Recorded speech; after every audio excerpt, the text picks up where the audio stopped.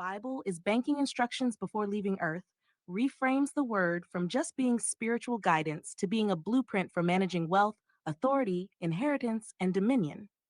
Here's how you can go deeper with your students. Number one, the Bible is a trust document.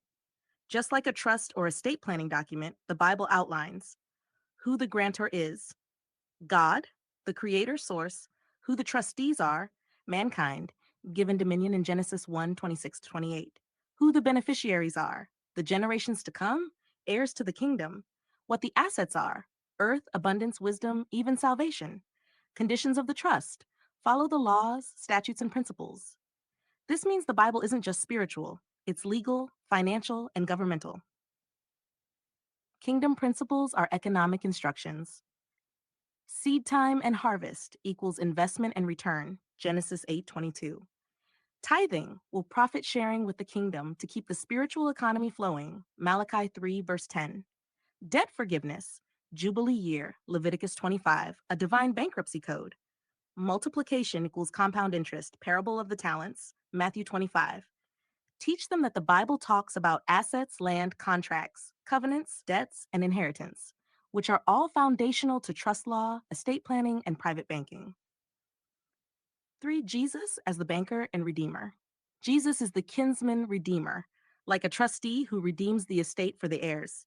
His blood was the payment or bond to clear the debt of mankind, like a discharge.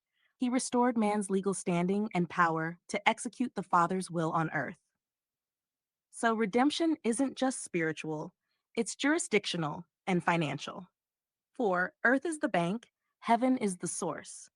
Earth is the deposit box, but heaven is the treasury. When we align with divine principles, we withdraw from heaven's account. Faith is the currency, obedience is the PIN code.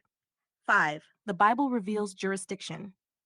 God gave man dominion, Genesis 1 equals jurisdiction, but man lost it through disobedience, bad stewardship. Christ restored jurisdiction through covenant. This means the Bible explains how to regain authority, lawfully operate in earth and in the courts, both spiritual and natural, use trust structures to move wealth generationally. Final teaching point. Tell your students when you stop seeing the Bible as a religious book and start seeing it as your divine trust indenture, your whole financial paradigm shifts. You realize you're not poor, you're just out of order. Once you get in divine order, the vault opens.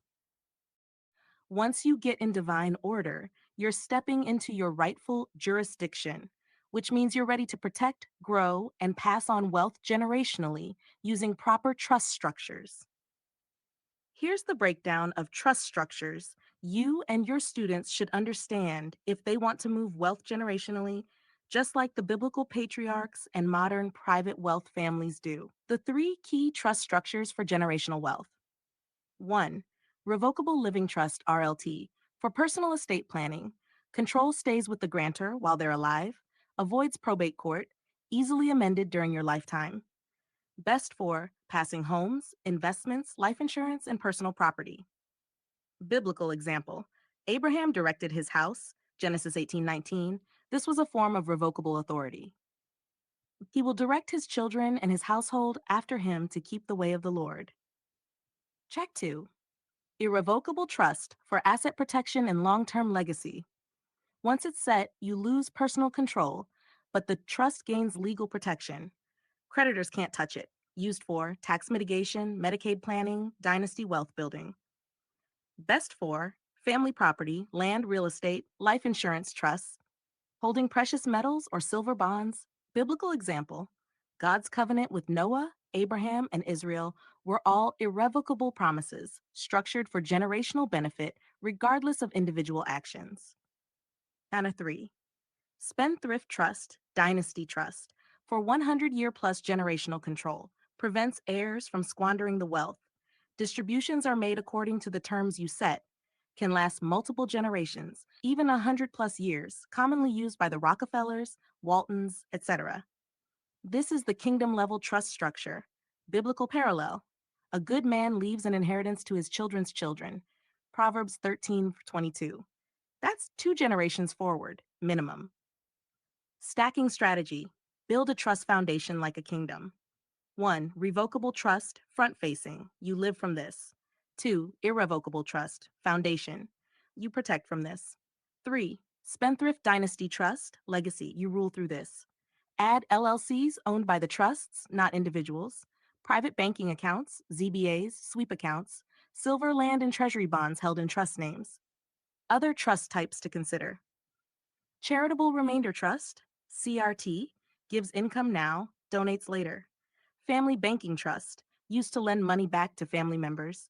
Private Membership Associations, PMA, for faith-based or natural living trusts outside public jurisdiction.